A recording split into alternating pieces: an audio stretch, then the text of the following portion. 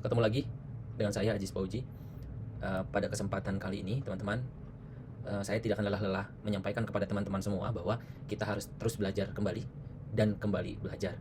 Ya, dua kata tersebut memiliki pengaruh yang cukup besar sebetulnya dalam motivasi kita untuk terus mengembangkan ilmu pengetahuan. Nah, dalam persoalan hari ini yang saya ingin sampaikan kepada teman-teman adalah bagaimana kita melihat ya, atau kita mampu membuat suatu klasifikasi data atas temuan hasil penelitian kualitatif yang teman-teman butuhkan. Nah, di sini ingat teman-teman ya, saya hanya sebatas sharing pengalaman saya. Bisa jadi pengalaman saya ini juga tidak relevan dengan kebutuhan teman-teman, tapi jika ini dirasa relevan dan membantu teman-teman, ya ini bisa teman-teman gunakan gitu. Nah, jadi banyak mahasiswa terkadang menanyakan kepada saya bagaimana cara kita melihat fenomena dan mengklasifikasikan fenomena itu. Nah, sebetulnya kita harus tahu dulu, ya harus tahu terlebih dahulu sebelum kita ingin menganalisis suatu fenomena, kita harus memilih salah satu pisau. Nah, pisau ini biasanya saya istilahkan sebagai teori, ya. Nah, teori ini akan kita gunakan nih untuk membedah suatu persoalan yang nantinya akan kita tempatkan pada kelompok-kelompok tertentu menyesuaikan dengan temuan fenomena tersebut. Contoh saja jika kita analogikan, kita ingin menyembelih kambing, tentu saja seorang penyembelih ini dia akan mengkelompokkan ya bagian-bagian tertentu. Contoh misalkan ketika dia menyembelih daging ini, bagian daging ditaruh di mana ya kan, nanti jeroannya itu ada di sebelah mana, lemak atau gajih yang biasa dinamakan seperti itu ya, itu akan ditaruh di mana, yang full kulit itu akan ditaruh di mana, seperti itu ya. Nah, penyajian klasifikasi mengenai penyembelihan daging tadi ya, itu akan lebih mempermudah kita untuk melihat suatu keunggulan atau beberapa komponen tadi. Tapi jika seorang penyembelih daging hanya menyatukan semua komponen itu akan terlihat tidak menarik dan tidak rapi. Nah, maka dari itu dalam persoalan analogi tadi, suatu penelitian pun ketika kita diminta untuk melihat suatu fenomena, lalu fenomena itu diminta untuk kita pecahkan, itu harus juga kita dapat mengklasifikasikan temuan itu dengan baik. Nah, dalam pertemuan ini secara sederhana ya, ini saya akan sharing kepada teman-teman bagaimana pengalaman saya dalam mengklasifikasikan itu, atau dalam membuat ya temuan data yang nantinya akan diklasifikasikan dengan sistematis. Saya izin share screen ya. Baik. Nah, saya langsung saja ke sini ya. Nah, tadi yang saya anggap sebagai pisau ini, dalam hal ini saya akan melakukan fenomena atau ingin mengetahui ya apa strategi tindak tutur yang digunakan oleh seseorang ya, atau digunakan oleh si A sebagai strategi humor di sosial media misalkan ya. Nah, yang paling pertama kita itu harus memegang suatu teori, karena pendekatan saya ini melalui teori pragmatik. Nah, pragmatik ini apa, saya akan jelaskan dulu sebentar ya. Pragmatik itu adalah ilmu bahasa yang berkaitan dengan konteks sosial. Jadi persoalan yang dibahas di pragmatik ini adalah ilmu bahasa yang berkaitan dengan konteks. Contohnya apa sih gitu ya? Contohnya seperti ini. Ketika misalnya teman-teman seperti ini, contohnya secara sederhana aja. Misal teman-teman mungkin pernah mendengar ya, ketika ada seorang laki-laki dan perempuan menanyakan ya, si laki-laki ini menanyakan kepada perempuannya, itu ya, kamu makan apa? Terserah, kata dia. Ya udah, kita nanti pergi makan sate taichan aja. Ya udah, terserah. Gitu. Nah, jawaban terserah yang sering diulang-ulang tadi, atau contoh jawaban terserah ya, kita ambil salah satunya saja. Itu bukan berarti memiliki makna itu suka-suka kita. Gitu.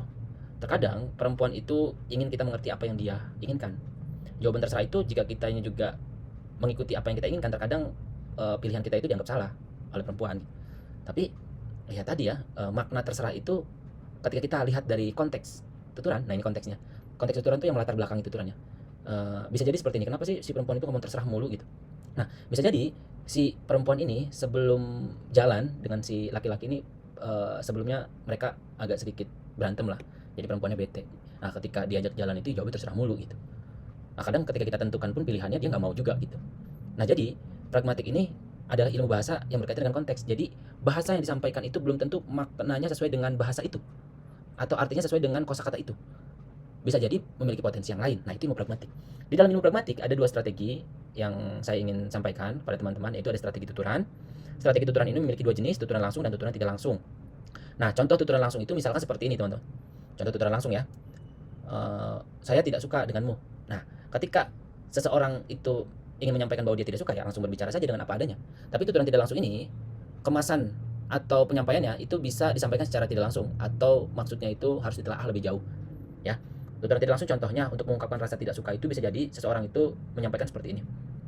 Aduh, mohon maaf ya, sepertinya saya ingin fokus kuliah dulu, jadi tidak ingin pacaran gitu, ya.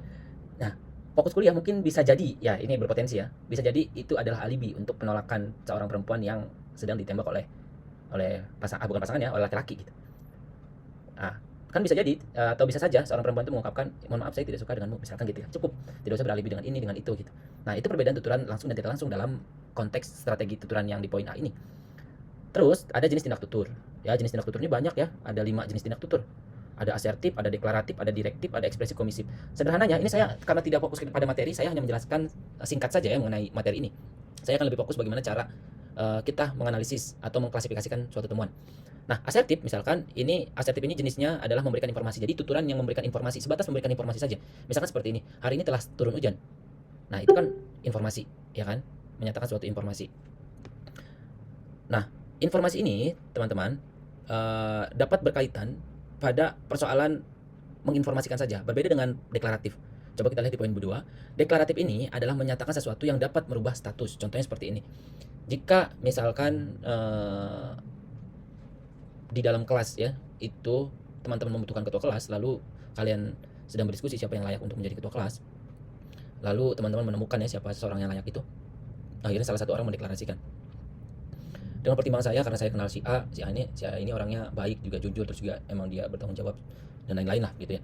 Nah, saya merekomendasikan bahwa si A ini layak menjadi ketua kelas. Nah, persoalan mendeklarasikan ini adalah tadi ya, yang awalnya seseorang ini tidak memiliki pilihan, seseorang itu akhirnya memiliki pilihan atau mendeklarasikan, sehingga merubah kondisi dari awalnya yang tidak memiliki pilihan menjadi atau memiliki suatu pilihan terhadap si A tadi untuk dijadikan ketua kelas. Atau dalam persoalan lain, contoh misal ya, dalam suatu pertemuan awal misalkan saya membutuhkan seorang penanggung jawab mata kuliah. Akhirnya saya menunjuklah salah satu orang yang menurut saya berpotensi untuk menjadi ya PJ tersebut. Saya menunjuk si A misalkan ya. A, apakah kamu bersedia menjadi penanggung jawab mata kuliah bahasa Indonesia? Misal seperti itu. Ya Pak, saya bersedia. Oke. Dari pertemuan ini saya menunjuk A ya sebagai PJ ya, mata kuliah bahasa Indonesia. Nah, dalam tuturan tadi ada pendeklarasian yang awalnya si A ini bukan PJ, akhirnya dijadikan suatu PJ. Nah, itu bukan hanya sebatas informasi, tapi ada hal yang merubah hal itu. Jadi tingkatannya berbeda dengan hanya sebatas menginformasikan. Gitu. Kita pindah lagi ke persoalan ketiga, ada tindak tutur direktif, yaitu ada menyuruh, memerintah, dan lain-lain. Contoh direktif ini tuturannya seperti kalimatnya seperti ini. Bantu saya menutup pintu itu karena di luar berisik. Di sana ada hal yang diminta oleh penutur kepada mitra tutur untuk menutup pintu. Nah, itu deklaratif. Nah, selanjutnya pada kondisi ekspresif. Kondisi ekspresif ini ya berhubungan dengan psikologi. Contoh misalkan saya merasa sedih jika si Fauji misalnya tidak ikut bersama kita jalan-jalan, misalkan seperti itu ya. Saya sangat senang karena kelas kita itu dinobatkan sebagai kelas terbaik. Nah, itu kan mengandung psikologi. Jadi tuturan ekspresif ini adalah tuturan yang mengandung psikologi. Nah, lalu komisif itu suatu tuturan yang memiliki suatu hal yang harus dikerjakan, seperti berjanji, bersumpah gitu. Contoh, saya minggu depan akan membawakan makanan untuk kalian, atau saya berjanji minggu depan saya akan masuk tepat waktu misal, atau saya bersumpah saya tidak mencuri misalkan. Nah, itu komisif. Atau saya bersumpah jika saya terpilih menjadi presiden saya akan menggratiskan sekolah misal. Itu juga komisif jenisnya. Nah, contoh itulah yang menjadi pisau kita. Jadi ada teori atau pendekatan pragmatik ini ya, ada teori pragmatik yang di dalamnya kita pegang dua pisau ya, ada materi atau teori mengenai strategi tindak tutur, ada jenis tindak tutur. Nah, kita pegang dua pisau ini untuk membedah suatu persoalan. Nah, contoh sederhananya atau contoh kecilnya seperti ini. Nah, saya akan membuat judul gitu. Di sini ini penting juga ya, yang harus disampaikan yang harus diketahui oleh mahasiswa dalam mengemas judul, atau untuk siapapun ya yang membutuhkan ini dalam mengemas judul. Saya mencoba mengemas judul seperti ini. Strategi tindak tutur bintang Emon dalam membangun humor di media sosial. Nah, ini jika teman-teman tidak memiliki pengalaman dalam mengemas judul, teman-teman akan merasa kebingungan untuk menempatkan ini, untuk menempatkan itu, dan lainnya. Sehingga judul itu dapat dipahami dengan baik. Nah, di konten ini atau di video ini, saya akan menyederhanakan apa sih sebenarnya yang rumusnya agar judul ini bisa uh, dibuat dengan informatif gitu. Nah, di bawah ini adalah penjelasan atau rumus ya, bagaimana kita bisa membuat judul yang baik. Nah, judul yang sudah saya buat di sini ya, saya akan memecahnya menjadi 4 bagian. Yang pertama, pada kalimat strategi tindak tutur itu untuk memberitahu ya bahwa kita itu menggunakan suatu pendekatan atau teori ya. Jadi karena kita kajiannya menggunakan strategi tindak tutur atau teori tindak tutur yang di atas tadi yang sebelum ini kita bahas, ya maka kita harus mencantumkan dalam judul itu sehingga teorinya muncul di sana. Gitu. Ya kan? Penggunaan teori. Tadi kita menggunakan strategi tuturan dan jenis tindak tutur kan untuk teorinya. Gitu. Nah, bintang Emon ini adalah objek yang ingin kita teliti. Objek itu apa? Ya, persoalan yang ingin kita teliti itu siapa? Kalau saya kan di sini judulnya itu strategi tindak tutur bintang Emon. Saya pengen mengetahui strategi tindak tutur bintang Emon. Dalam apa? Kita harus tentu saja kita harus tahu bahwa kita tuh pengen melihat apa di strategi tindak tutur bintang Emon, gitu kan? Nah, di kolom ketiga yang di bawah ini itu apa? Kita harus menjelaskan tujuan masalah secara umum yang akan diamati. Kita pengen melihat bagaimana strategi tindak tutur bintang Emon ini dalam membangun humor. Nah, gitu loh. Dalam membangun humor. Jadi kita pengen tahu tuh strategi tindak tutur bintang Emon nih kalau kalau menciptakan humor tuh seperti apa sih gitu. Nah, menciptakan humornya di mana? Kan dia banyak, ada di akun YouTube, ada di Instagram, ada di ini segala macam. Kalau teman-teman yakinnya pengen menelitinya di media sosial Instagram, silahkan dipertegas di judul di media sosial Instagram. Akhirnya terbentuklah judul seperti ini. Begitu. Nah, itu.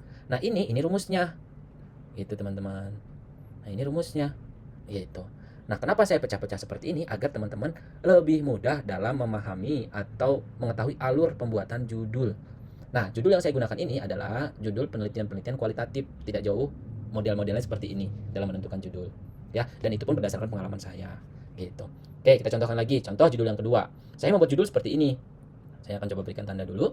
Peran tindak tutur pada anekdot bertemakan isu pendidikan sebagai bentuk strategi kritik di media sosial Instagram. Oke, sekarang saya pecah menyesuaikan dengan rumusnya. Pak Ajis, rumusnya itu mana sih? Nah, ini rumusnya. Nah, pertama penggunaan teori, rumusnya itu. Berarti kalau penggunaan teori apa yang kita gunakan? Kan kita akan menggunakan teori peran tindak tutur kan? Cantumkan di sini peran tindak tutur. Gitu. Objek yang akan diteliti apa? Kalau tadi kan judul di awal itu saya menggunakan objeknya itu kan objeknya bintang Emon. Jadi apa ya, bintang Emon ini yang saya jadikan objek. Nah, di judul yang kedua yang jadi objek penelitian saya itu adalah berupa anekdot. Ya, anekdot itu teman-teman tahu nggak sih? Kayaknya teman-teman udah pada tahu ya, SMA sering diajarin tuh adanya anekdot ya. Anekdot yang temanya apa? Temanya berdasarkan isu-isu pendidikan. Jadi saya akan meneliti suatu anekdot yang memiliki tema pendidikan. Sebagai apa gitu? Kita pengen tahu strategi tindak tutur dalam pembuatan atau di dalam anekdot itu bertemakan isu pendidikan untuk apa? Untuk mengetahui gitu bentuk strategi kritiknya. Karena saya pengen tahu tuh cara anekdot dalam mengkritik itu seperti apa ya gitu. Nah, tempatnya di mana? Di media sosial, Instagram. Jadilah judul seperti ini. Kita bedakan judul yang pertama dan kedua. Nah, ya kan? Ini hanya gaya bahasa saja yang beda ya. Di pertama itu saya menggunakan strategi tindak tuturnya, di sini saya pengen lihat peran tindak tutur, yang enggak masalah. Itu kan hanya gaya bahasa saja. Gitu. Yang pertama saya pengen tahu strategi tindak tuturnya bintang Emon dalam membangun humor di media sosial Instagram. Kalau yang kedua, saya bukan ke orang yang saya teliti tapi ke dalam karya anekdot itu loh.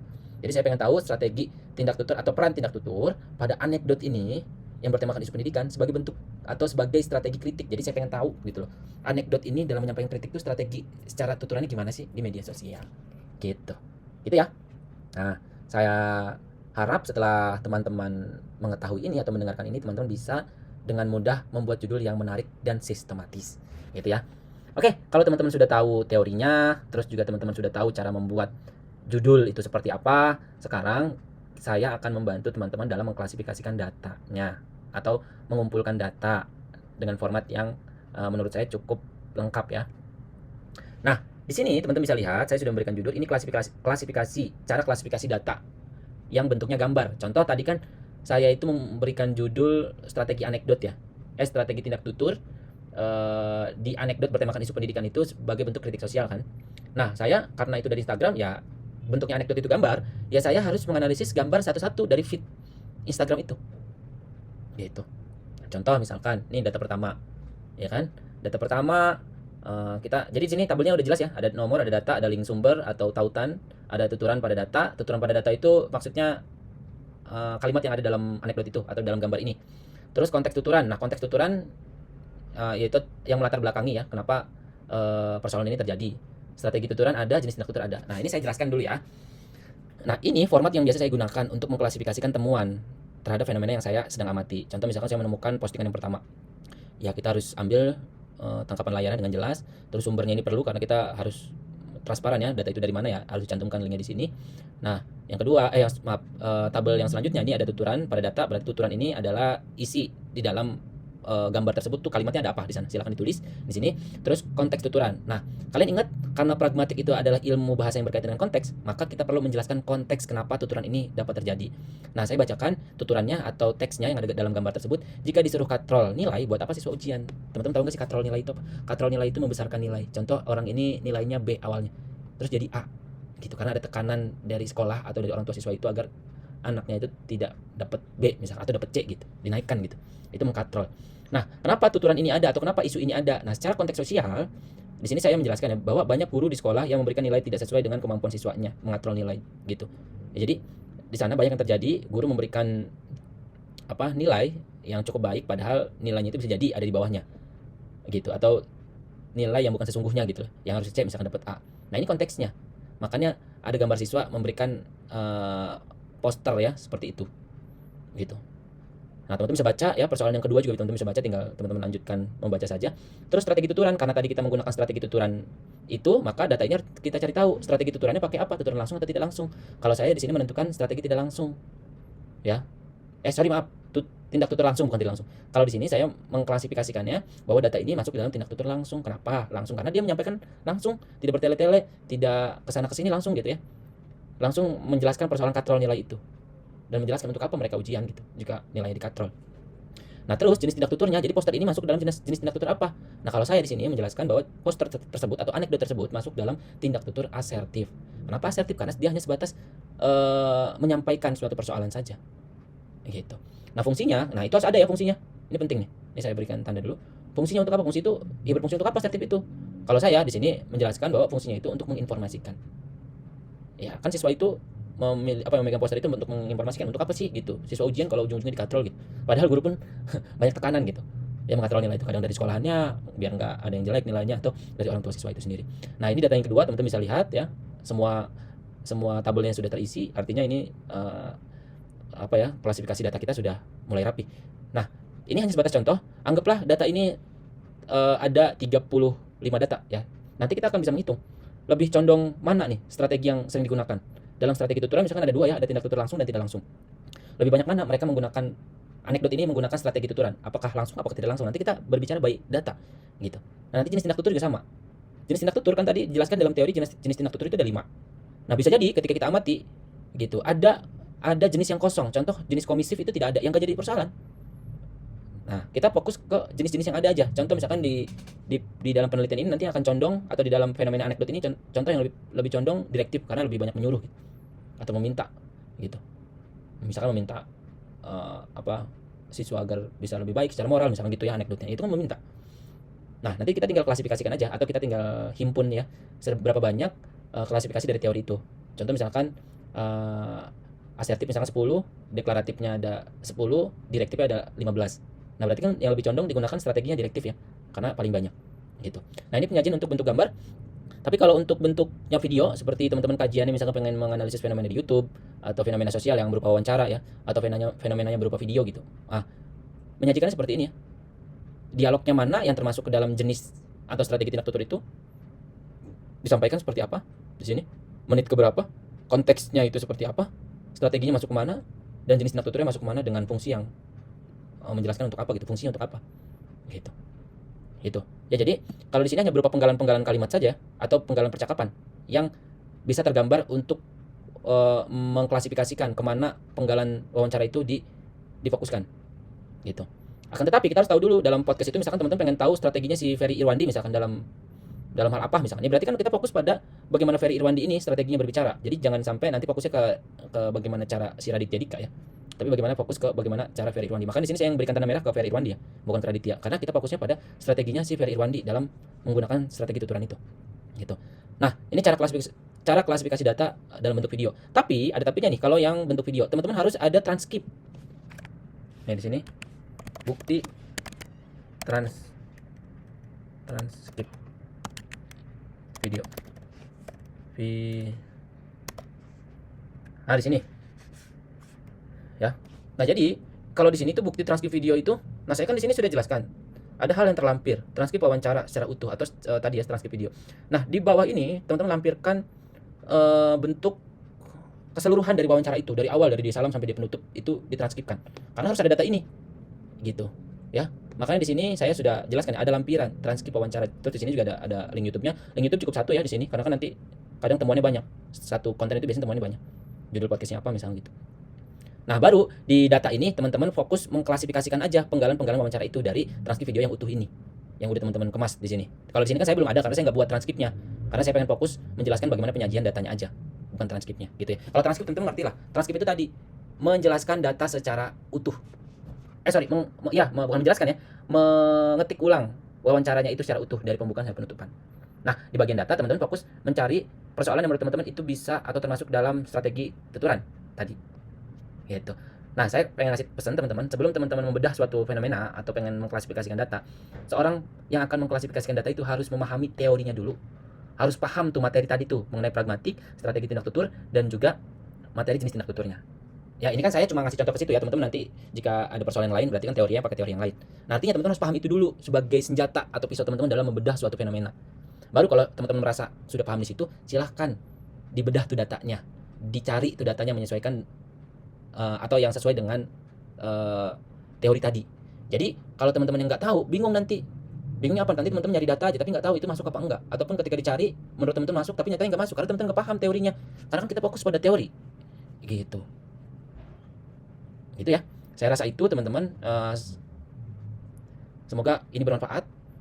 Itu saja dari saya. Ya, mohon maaf kalau penjelasannya kurang baik ya, tapi saya sudah sangat memaksimalkan.